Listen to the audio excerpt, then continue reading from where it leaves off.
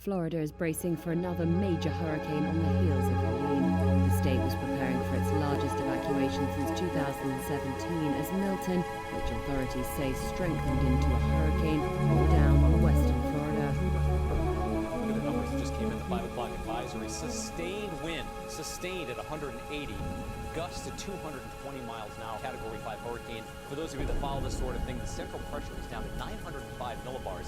That is the strongest or the lowest pressure we have seen with an Atlantic hurricane since the historic 2005 hurricane season. That would be going back to Rita and Wilma, those two storms in 2005. That was also the year that Katrina had a very low pressure as well.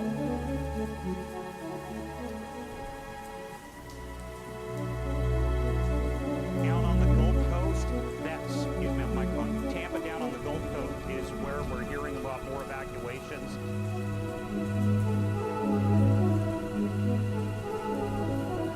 Looming hurricane and their lives behind. And it's such a hard decision to actually uproot and go. Why'd you decide this morning? Well, because the intensity of the storm. Patty Rhodes with her daughter, 4 kids, and a dog crammed in for a long drive from Sarasota to western North Carolina, where they might initially be strapped for supplies after Hurricane Helene ravaged the region. They seem to be okay. They're a little short on supplies because everyone that is taking supplies over to Asheville. And what could be the largest mass evacuation since 2017? Like Department of Upper Traffic has been insane. We talked with Ellis Rignoli, her 2 friends, all students at the University of South Florida, heading to Atlanta to hunker down. And it's scary, honestly, it really is. As they pass Valdosta, they snap these pictures, trees, signs, and debris still down from Helene. State emergency officials urging evacuees to keep heading north to higher ground, writing, quote, "We welcome you to find refuge in areas such as Albany, Columbus, Macon, Savannah, Atlanta, Cartersville, Ellijay, and Dahlonega." And tonight, the Atlanta Motor Speedway, they just announced that they will be hosting, as they have done for prior large events, they will host evacuees at their site in Hampton, free of charge.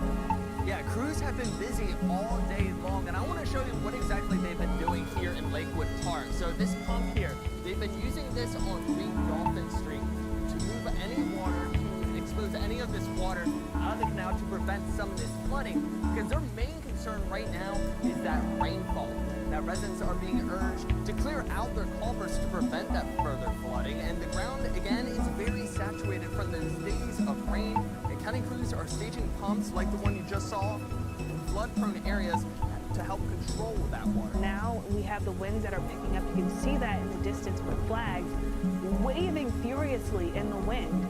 The winds are a prelude to what's expected when it comes to Milton. Here's the latest advisory. So it came in just a few moments ago.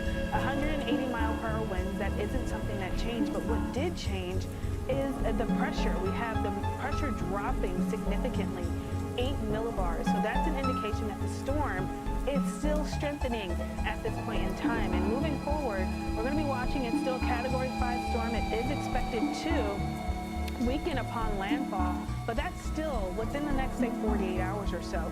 Here's the changes that I mentioned. So again, as of 5 p.m., we had the central pressure sitting at around 905 millibars. That continued to drop down 8 millibars, indicating that this is still strengthening and intensifying through the open Gulf. And the Gulf is warm enough to help fuel this.